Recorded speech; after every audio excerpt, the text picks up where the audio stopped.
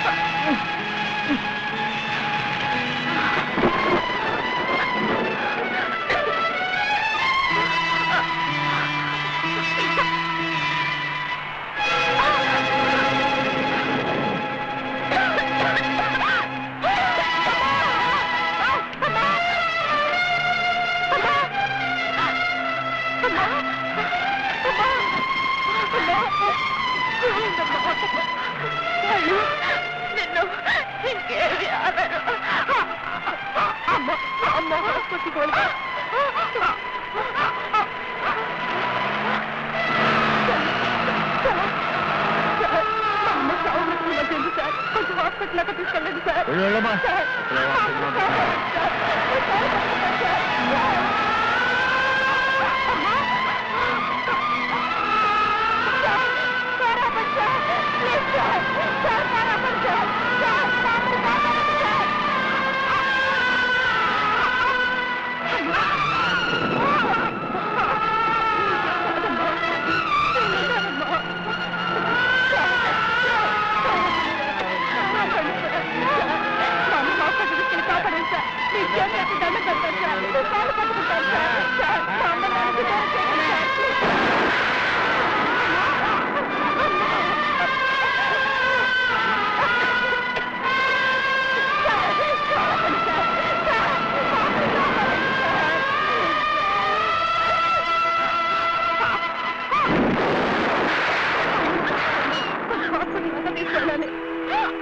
సరే పదనమ్మా.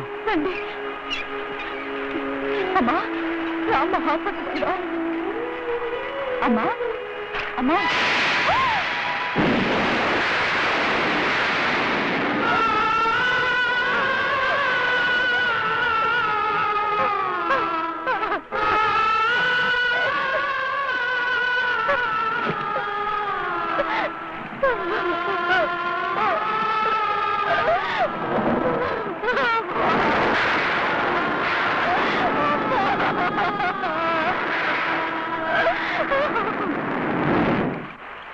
అమ్మా అమ్మా ఆవిడ గారు తల్లి అసలు దిగబడింది.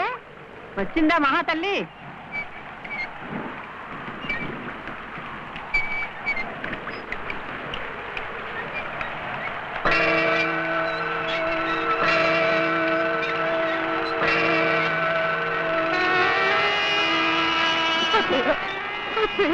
మా అమ్మ చచ్చిపోయింది అత్తయ్య. లోకంలో మీ అమ్మ ఒక్కరితో తెచ్చినట్టు ఏమిటా ఏడుపు? రోజుకి కొన్ని వేల మంది చెప్తున్నారు. లోపల పడుకోబడదా కొంచెం సాయపట్టు బాబు. ఆగు. ఏమే శవాన్ని ఇంట్లోకి తెచ్చి ఇల్లు శ్మశానం చేద్దాం అనుకుంటున్నావా? లోపలికి రానివ్వకపోయినా అలా వరండాలోనైనా పడుకోబెట్టడం అత్తయ్య. వీలేదు. అయినా చచ్చిన దాన్ని శ్మశానానికి తీసుకెళ్లకుండా ఇక్కడికి ఎందుకు తీసుకొచ్చాం? మేము ఏ విషయం పెట్టి మీ అమ్మని చంపామని నలుగురు అనుకోవడానికా?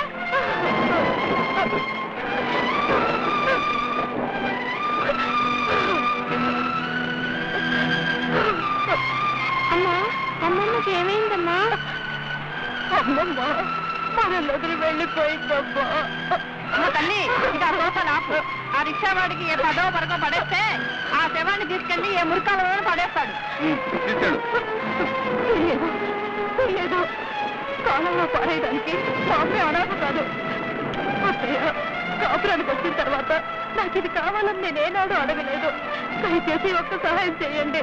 మా అమ్మకి అంత్యక్రియలు చేయనివ్వండి అత్తయ్య. ఏమిటే తల్లికి అంత్యక్రియలు చేయిస్తావా? నీ బాబు సంపాదించింది ఏమైనా మూలుగుతుందనుకుంటున్నావా ఇక్కడ? తీసుకెళ్ళు. అత్తయ్య వద్దత్తయ్య, మీ కాళ్ళు పట్టుకుంటాను అత్తయ్య. నా మాట కాదనకండి అత్తయ్య. అది అలాగే ఏడుస్తుంది కానీ నీ లోపల తీసుకెళ్ళరా. అలా ఏడుస్తావు? ఎంత ఏడ్చినా మీ అమ్మ తిరిగి రాదు. చచ్చిన దాన్ని కాలిస్తేనే కాలంలో పడేస్తేనే. బావా మీ అమ్మ కూడా ఇదే పరిస్థితిలో ఉంటే నువ్వు ఇలాగే మాట్లాడతావా? నీకు అనవసరం. ఏంటి చూస్తూ నిలబడతావు?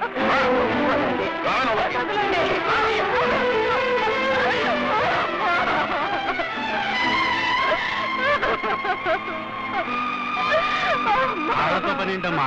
మతానికి అయ్యే ఖర్చు నేను పెట్టుకుంటాను. రండమ్మా.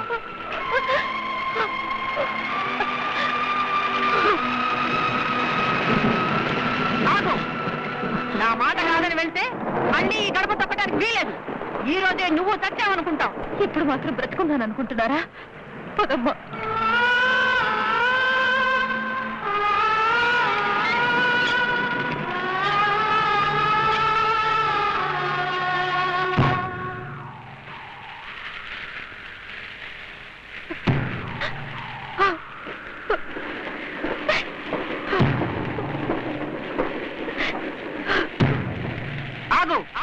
నా మాట కాదని వెళ్తే మళ్ళీ ఈ గడప తొక్కడానికి వీలేదు.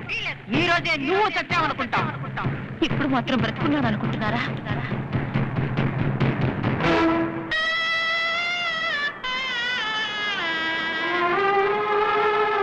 ఎక్కడికమ్మా వెళ్తున్నావు?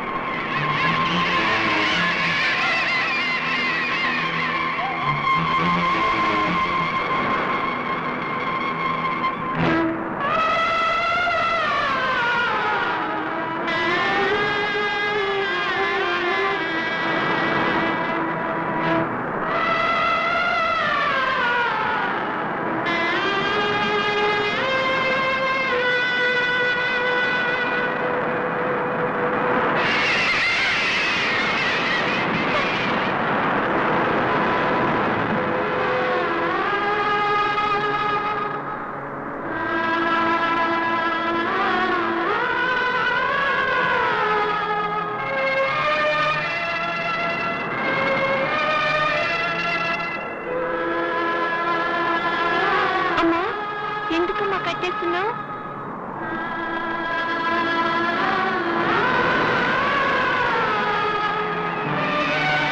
ఎందుకమ్మా నీళ్ళలోకి వెళ్తున్నావు?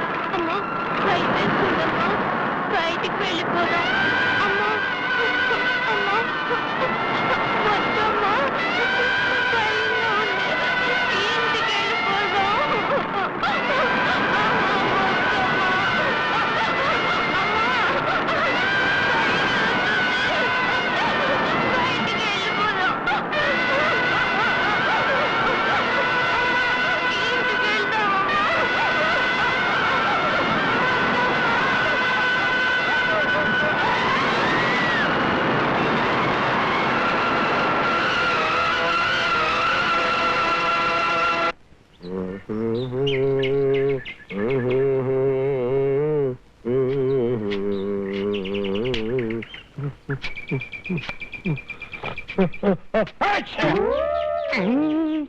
అమ్మగారు అదేటమ్మగారు పబ్లిక్ గా పంచి పీకేశారు. అయ్యగారు చుట్టూ ఇంకేమన్నా ఉందా?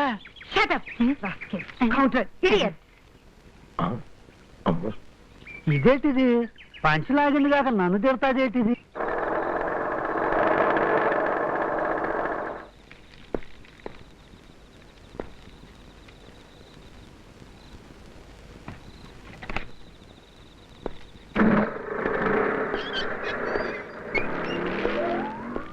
ఎరా కిట్టు, అప్పుడే పడుకున్నావా? వదినా, పాపి, వదినా. పప్పి అత్తయ్య చచ్చిపోయారు మావయ్య.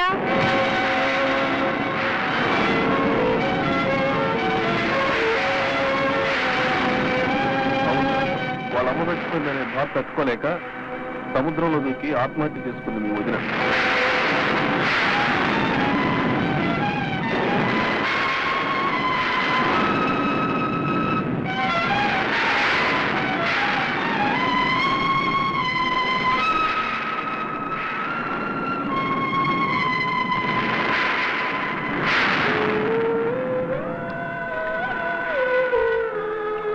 పప్పి, ఢిల్లీ నుంచి నీకేం తేనమ్మా?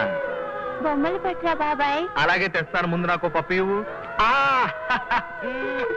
బాయ్.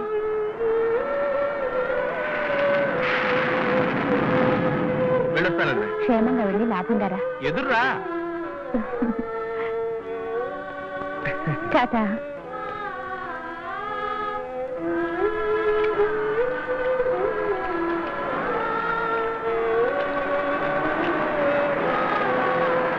వదిన, పప్పి, వదిన,